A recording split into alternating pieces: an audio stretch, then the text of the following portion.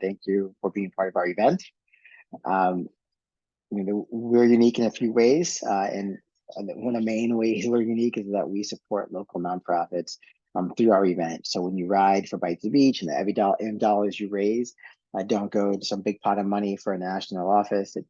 Our goal is to keep it as local as possible, so you can support your neighbors and the folks in your backyard. I am Benjamin Dally. I am the Director of Operations. Hector Garcia is our Executive Director. He gave us a little prelude. Hector, is there anything you want to add before I get started? No, I think it's let's get on it, and let's try to see anything we can do to support everybody with fundraising, so we meet our goals. Okay, excellent. So the purpose of this call is to provide you fundraising tips. Second thing is to celebrate you.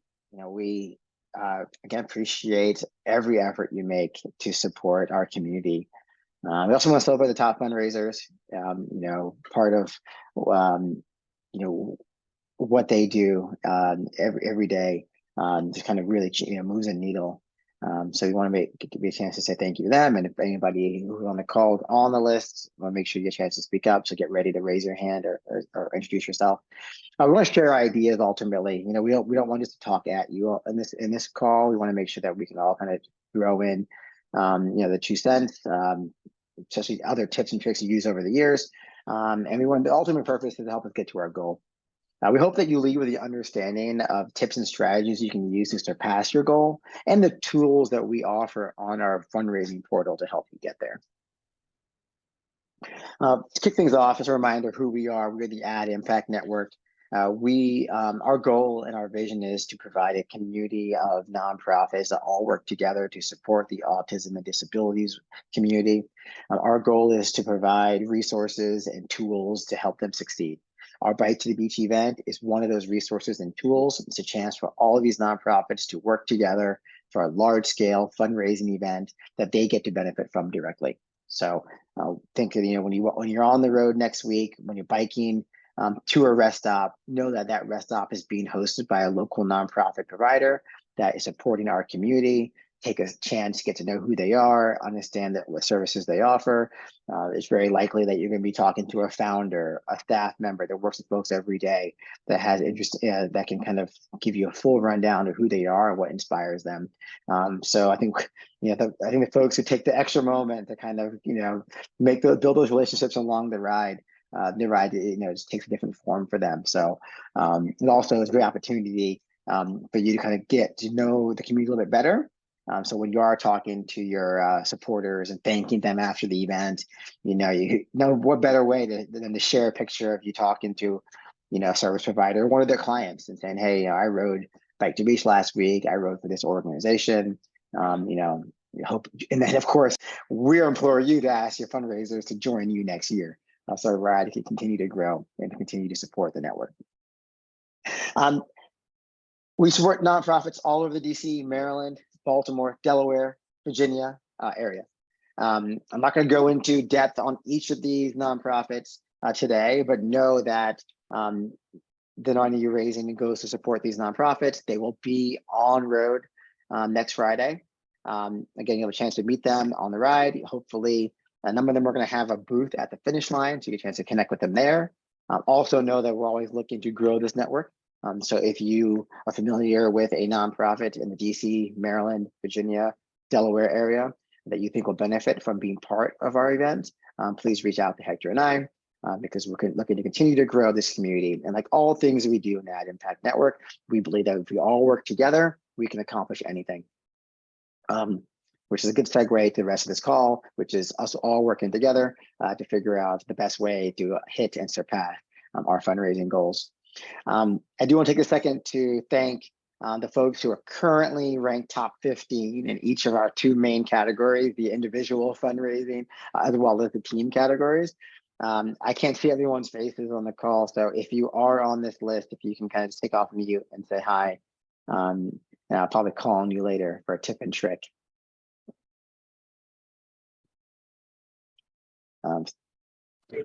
Hello. I'm sorry, who is that? Do you want to say your name? Oh, Ricardo Yeah. Robinson. Okay, Ricardo, thank you very much for being here. I do want to thank Ricardo. I'll call Ricardo out. I think Ricardo kicked off our fundraising. I think he was #1 for the longest time. He's still on the list here, and oftentimes a person who kind of gets the ball rolling, makes one of the biggest impacts. Everyone's chasing him off the get-go. So thank you very much, Ricardo. I also want to call out some of our. Anyone else wants to speak up? I also acknowledge a few of our top individuals. Stephen Cassell, who started his own a nonprofit in honor of his son, is #1 fundraiser, and Roger Winston, another Bike to Beach veteran who is in second place. Steve Mister is on his 10th Bike to the Beach. I believe Jerry Duras is on 10 or maybe beyond his 11th Bike to the Beach. Farhad and Fred, the team leaders of Road Warriors, our 4th ranked team. Both of them, I think Fred is also on his decade Bike to the Beach. I'll point out Patrick Krigley, who is getting close to a decade, if hasn't already passed it. Fletcher Casilli out of Baltimore, who's been really kind of stepping up the game over the last few years and leading the Baltimore fundraising for a number of years. And I don't want to leave anybody else here. I also want to thank Tim Donovan, who's coming in at 15, and he's also probably on his decade of Bike to the Beaches. So, just want to point out some of the people that over the years have been consistently riding and supporting our community. I just want to thank you very much for doing for that. And point out some teams as well. Again, a lot of the teams you're seeing here in the top 15 are a nonprofit team. So the money that they raise is going to support their programs, which makes us, again, super unique. Again, I want to thank the Road Warriors, Team Castelli Financial, Team Carfax, who's been involved with us for over a decade, Cruising for Cult, one of our leaders out of Baltimore, on this list. And of course, I want to thank Dane Spielman as well, who's been a great support of our event. Before I go on, because I know I probably forgot to say a few things, Hector, do you want to add anything that I left off here? No, I'm good. It's amazing to see, the list, and we're gonna help Ricardo and everybody to see if we can make you part of the top 10. Yeah, I will say that our numbers will be set Monday night.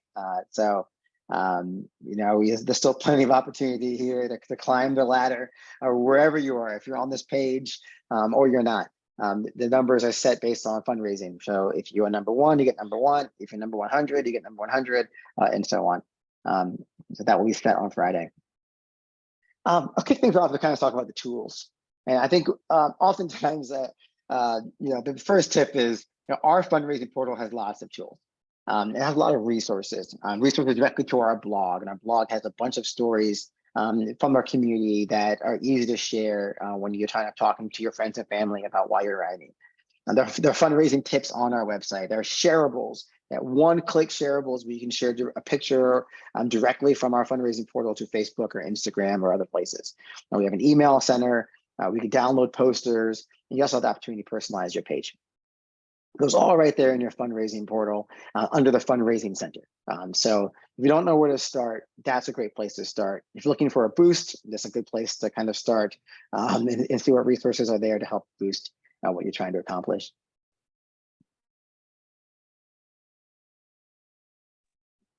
First tip is also the first place to start is set your fundraising goal. Right, you want to set your fundraising goal something that's realistic, right? We have a kind of goal of everybody raising 500, but you know your community. If you need to start at 250, so that you can kind of get up to 250 and then raise it, that's not a bad strategy. Also recognize that your goal might be where people stop, right? So if your goal says 500 and you've raised 550, that person who wants to support you might not support you that much because they see you already hit your goal. So one big piece of one strategy that's worked time and time again is monitor your goal. If you hit 500, raise it to 600, right? If you hit 600, raise it to 700, right? You know your community, your increments, but adjusting that goal as you go is definitely gonna inspire your folks to come out and support you more. Another idea is to communicate your goal. right? On social media, right? Post like, I am $50 away from hitting my goal. Who's going to help me, right? So those kind of interactive, goal setting and goal advertising is a great way to engage your community. Everybody wants to help you hit your goal, whether it's your ride goal or your fundraising goal. So definitely broadcast it the best way you can.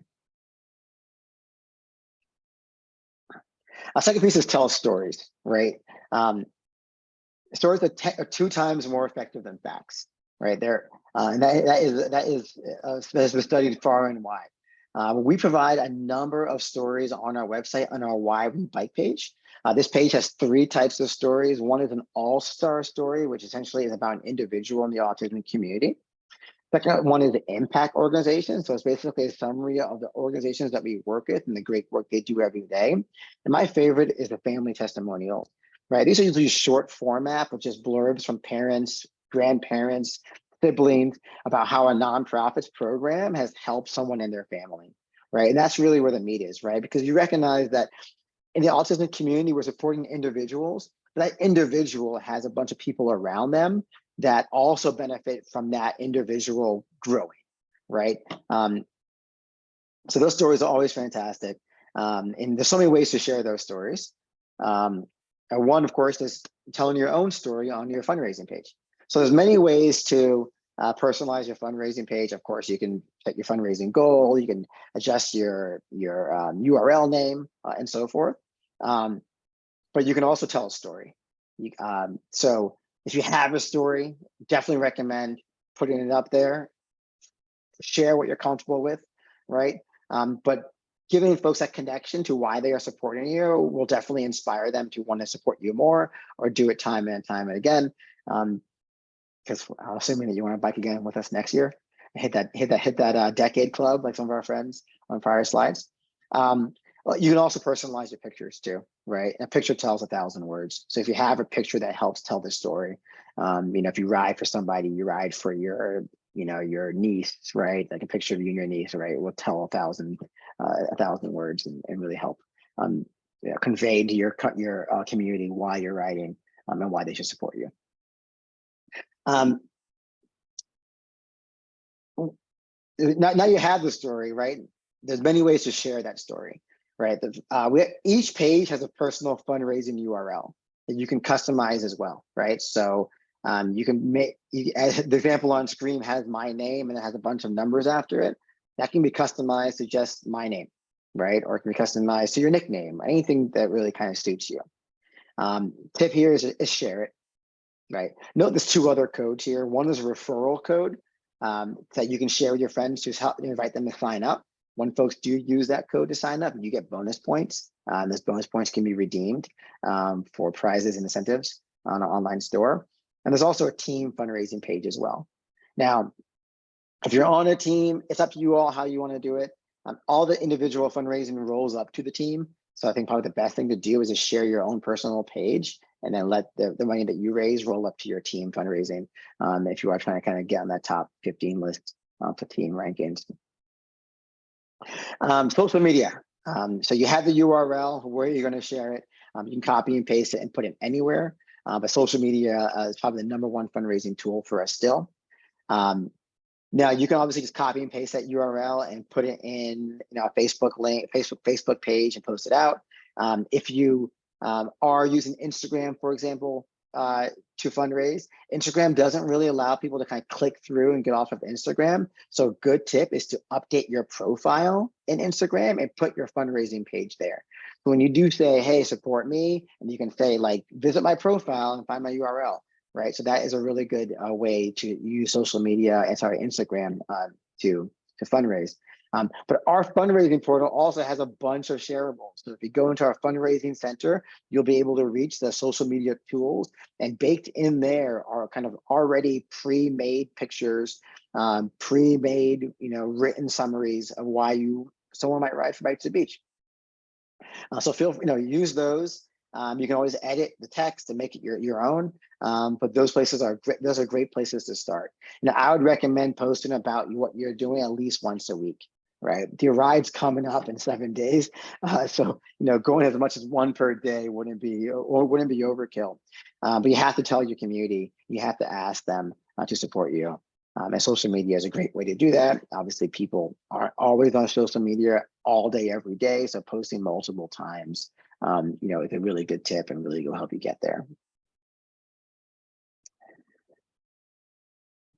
The other piece is make a list, right? Think about who you're going to target. Make a list of your family members, friends, colleagues, acquaintances. If you belong to a club, you belong to a church, right? Like, sometimes it helps us to write that down, right? And pretty soon you'll see, oh, well, if I get $50 donation from these 10 people, I'll be at 500. If I get 25 from these, 50 people, right? So, kind of mapping that out and understanding that, like, you don't need to get $100 from everybody.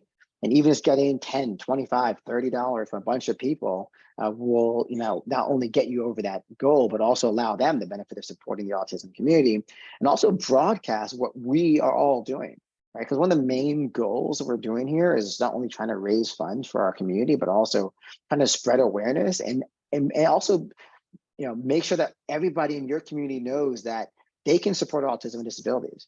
It might be a $5 check. It might be a $25 donation, right? It might be coming out and volunteering. Coming out and riding is an option. But, spreading that word and kind of enabling people to support the local autism community is one of the major goals of our event. We also have an address book on our portal. So you can make your list and you can go through your emails and you can upload all the emails up to the address book. This takes a little bit of upfront time, but it's very useful over time because not only can you email from their portal, which I'll probably get to in the next couple of slides, but you can also track how people have interacted. And you can always upload 100 people there, and then the next time you can email people who have not donated. So then maybe now you're emailing a second group, and now it's maybe 80 people, right? So you can kind of use a portal, kind of quickly send repeat messages to a similar list, but excluding people. So that's very useful as well. The other thing that's great about it too is that if you do, when you come back next year, all your address book will still be there, right? And anybody who donated to you this year will also be in there next year, right? So you can quickly next year when you sign up for Bike to Beach again, just click, okay, I want to email folks who donated to me last year. Hey, I'm back at it, right? Or hey, you supported me last year, come join me this year, right? So the address book is definitely a great tool. Again, it takes a little bit, you want to probably, take 10 minutes of your time, 50 minutes of your time to sit down, make your list and upload it. But those 15 minutes are definitely well spent to hit your goal. The email center is a really powerful tool. If you haven't used it yet, there's basically two options. We have auto emails. This basically says that you can opt into emails that Bike to the Beach will send on your behalf. We will email people who have not donated to you on your list, and we'll send about 3 emails around the event. So this is a no-brainer, just like click and forget, right? If you want to take more of the personal approach, you can use our email tool. Again, it looks, I think some folks kind of are a little bit intimidated by the interface, but essentially it's 5 steps and it's super easy. You basically get to select a template, and we have pre-written templates already that will automatically autofill. You put in your from name, your email address that you want it to come from. Select your recipients. You can copy and paste them. You can type them in, or you can use your address book. You basically modify the email and you press send. You can also send yourself a preview so you can see what it looks like. It's a super easy tool, and the great thing about it, again, is that every email you send is saved. So if you want to send the same email next year, you go back in and you'll find it. You want to send the same email, but you want to tweak it a little bit, it's already in there. Right? Again, it may seem easier to use your Gmail, and you can definitely use your Gmail. I'm not saying not to use it, but I'm encouraging you to check out our email tool because it will save you. I think it'll save you time and effort down the long run. So outside of the tools, right? Next couple of slides talk about like other creative ideas. I'm not going to go through each one of them, but some of the ones that I've seen over time that have worked, right? So one of them is a virtual auction, right? This is oftentimes people who do this kind of go through their closet, find those things they want to give away, and do kind of virtual auction with their friends. Those are always fun. a karaoke night, someone who did that recently. Essentially, it's having folks over to your house and having some kind of scheduled activity. It could be a poker night, it could be a karaoke night.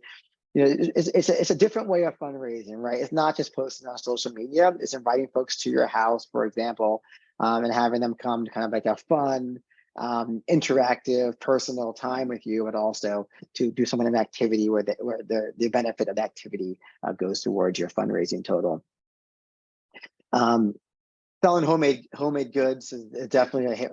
If you have kids of a certain age, right, like that lemonade stand, that selling cookies thing, always hits. You'll be surprised how much you can sell, how much money you can raise in an afternoon on outside of your house. Another one that we've seen really kind of fun, especially during the COVID times, with like a virtual fitness challenge, right? That's kind of getting a group of folks, like if you're in a running group, for example, like getting that group to kind of commit to some kind of competition where the winner, maybe gets a 50-50 raffle, takes away some of the prize, where the rest of it goes to, the charity. So just some ideas. Happy to dive into any of these in greater detail, but I'm not going to belabor you by reading kind of all of them off the screen. And we'll share this presentation afterwards. I do actually want to pause quickly and allow folks on the call to kind of throw out their creative ideas. Has anybody want to speak up and kind of throw out something that you've done that you think is has been a huge hit for you? Is there anything that you've done with other organizations that you want to talk about? Feel free to come off of mute.